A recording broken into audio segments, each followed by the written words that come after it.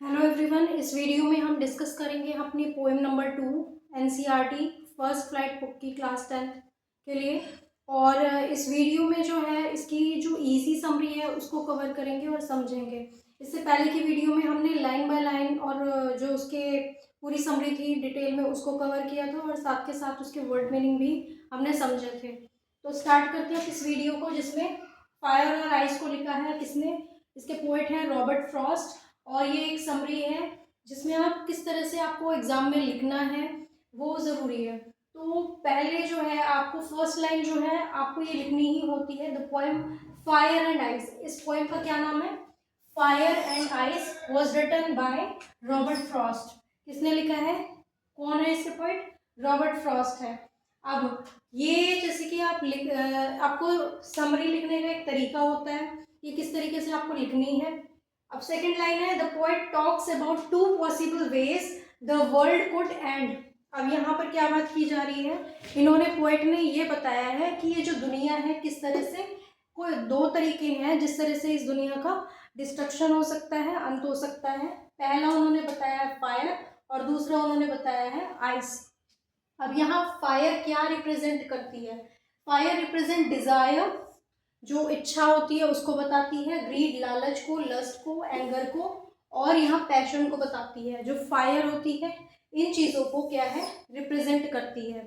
वहीं ice, ice किस चीज़ को रिप्रेजेंट करती है? हेटर्ड को, उदासीनता को, नफरत को, कोल्डनेस को, क्रुएल्टी को। काइंड मतलब दयालु होता है और क्रुएल्टी आप समझ जाइए, क्रुएल्टी कौन होगा? जो दया नहीं दिखाता किसी पर। तो ये जो है फायर जो होगी, फायर गुस्सा, लालच, इन चीज़ों को शो कर रहा है, डिज़ायर इच्छाओं को शो कर रहा है।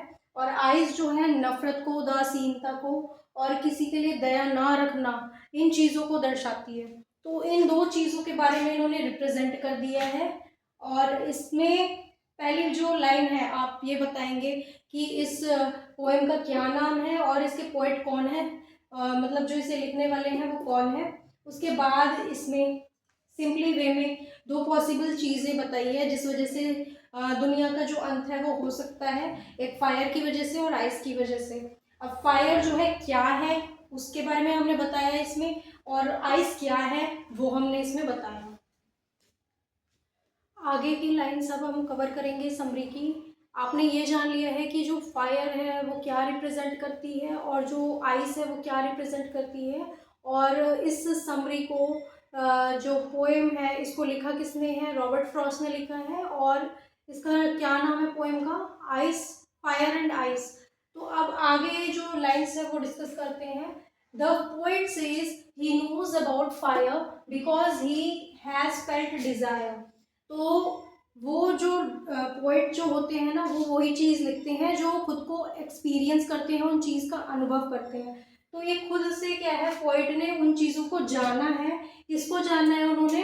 फायर को जाना है कि फायर है क्या चीज़। क्योंकि वो खुद से जब उसको महसूस करते हैं तो वो क्या बताई जाती है उस चीज़ को? फायर को उन्होंने डिज़ायर समान माना है, एक उन्होंने उसको इच्छा माना है।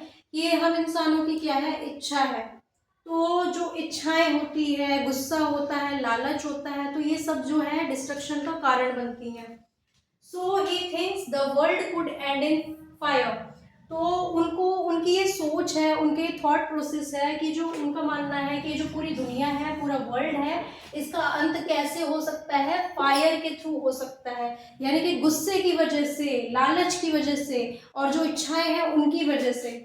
But he also knows the destruction power of ice. लेकिन साथ के साथ जो आइस की पावर है, यानी कि जो नफरत की शक्ति है, उसको भी वो जानते हैं कि वो भी क्या है? डिस्ट्रक्शन का, विनाश का कारण है। So if the world had to end twice, अगर दो बार इस दुनिया का अंत होना पड़े तो ice would also be enough. तो जो आइस होगी, नफरत होगी, वो भी क्या है? इनफ होगी, पर्याप्त होगी। In short, both uncontrolled desire and hatred.